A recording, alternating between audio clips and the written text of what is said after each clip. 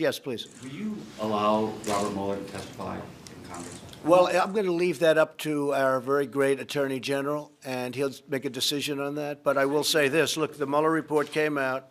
It was done at, I guess I'm hearing numbers now close to $40 million with 17 or 18 very angry Democrats who hated Donald Trump, and also everything that they could possibly have at their disposal. There was nobody that was in the history of our country more transparent than me. I said, give them every document, give them every person, let the White House counsel testify. I think he testified for 30 hours. I guess they must have asked him the same question because there wasn't very much to testify about. But I said, let him testify and let him keep him as long as you want. Actually, when I heard 30 hours, I said, that's a long time. But I let him testify. I didn't have to have presidential privilege. I could have stopped everything. I didn't have to give them a document. I gave them 1.5 million documents. I gave them White House counsel. I gave them other lawyers. Anybody you want, you can talk to. At the end of the testimony, no collusion, and essentially no obstruction. Of course, a lot of people say, how can you obstruct when there was no crime, when there was no collusion? How can you possibly obstruct? I'll tell you, but it's worse than that.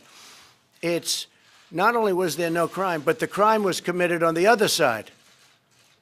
So we're protecting against the crime committed on the other side. So after spending all of that money, all of that time, 2 years, they come up with a report. And Bob Mueller's no friend of mine. I had conflicts with him. We had a business dispute. We had somebody that is in love with James Comey.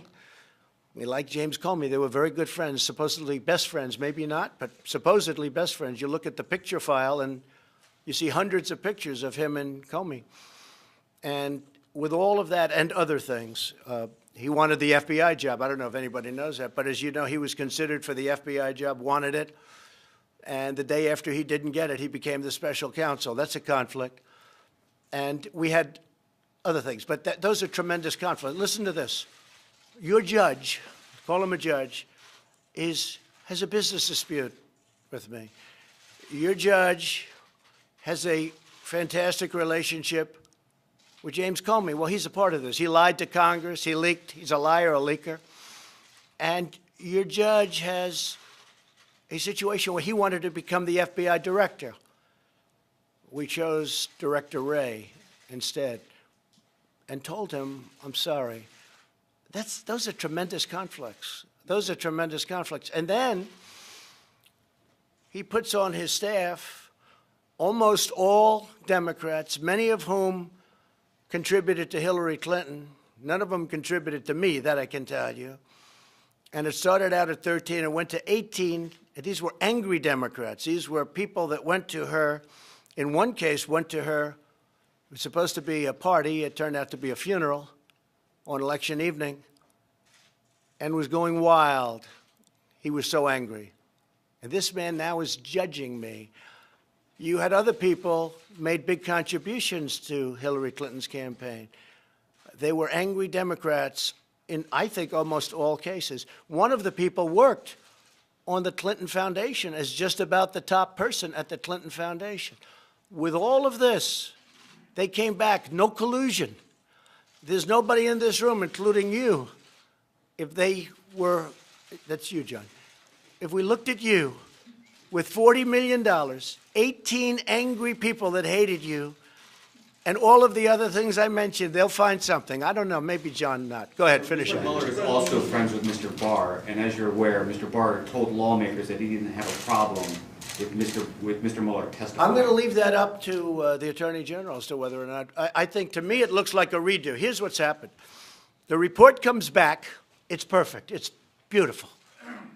There's no collusion. Nobody even talks about collusion. Do you know, I haven't heard the word Russia in a long time. There's no more talk about Russia. What happened to Russia? The Russian witch hunt? They don't talk because it was so on collusion, which, by the way, is by far, that's the big deal. Because it was all about Russia. So I haven't heard the word Russia. They don't use the word Russia anymore. So there's no crime. There never was a crime. It was a hoax. It was a witch hunt. So this comes back, and it comes back totally exonerating Donald Trump and a lot of other people. This was a terrible thing that happened to our country. Now, I'll tell you what they are asking. They are asking about how did this whole thing start. That's what people want to know. And I want to tell you, I had an event last night. A lot of you were there. Thousands and thousands of people standing in a field. They've never seen anything like it, meaning even the press. But it's always that way. We've never had an empty seat. Thousands of people last night. You know what they want to know? How did this whole thing start?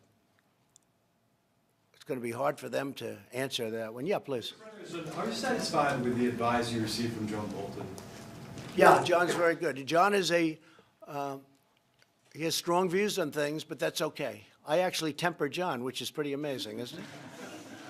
Nobody thought that was going to happen. I'm the one that tempers him, but that's okay. I have different sides. I mean, I have John Bolton, and I have other people that are a little more dovish than him. And ultimately, I make the decision. No, I like John. I get very good advice from John. John? Mr. President, as you saw, the Senate Intelligence Committee has subpoenaed Don Jr. That's the Republican-led Senate Intelligence Committee. What do you make of that? Well, I was very surprised.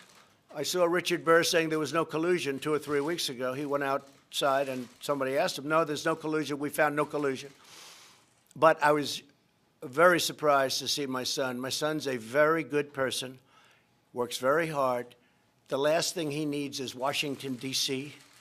He could rather not ever be involved. Remember, he said to me a long time ago when I was thinking about running, Dad, if I could help, let me know. It's not my expertise. It's not something I really like, but whatever I can do, you're my father, whatever I can do. He's now testified for 20 hours or something, a massive amount of time. The Mueller report came out.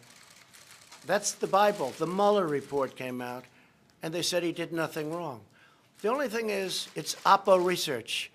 If he did wrong, then everybody standing with me probably, except for John and Lamar. I think Lamar is pretty, I'll tell you. Did you ever do Oppo research on an opponent? I don't think so, Lamar, right?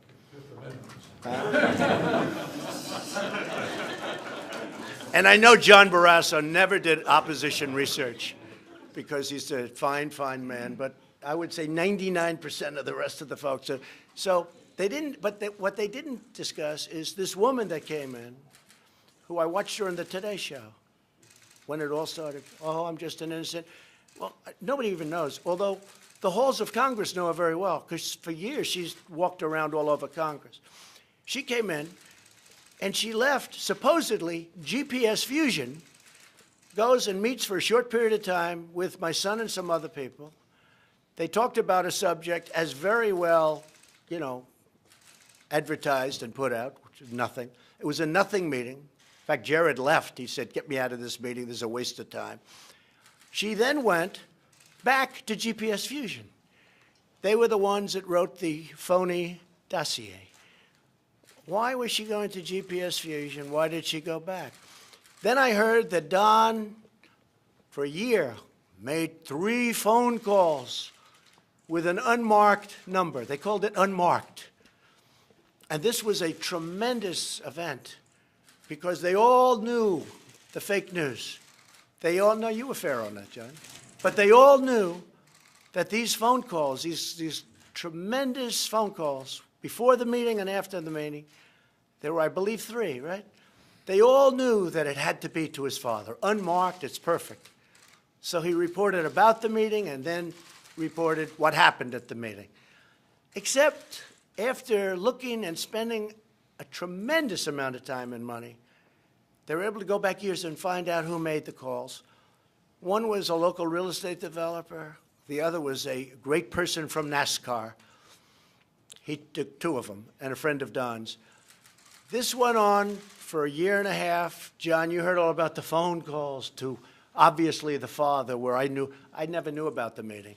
But the phone calls to the father turned out not to be the phone calls.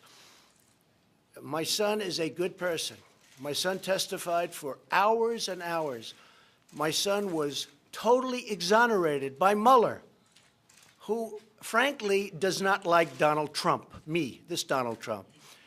And frankly, for my son, after being exonerated, to now get a subpoena to go again and speak again after close to 20 hours of telling everybody that would listen about a nothing meeting, yeah, I'm pretty surprised.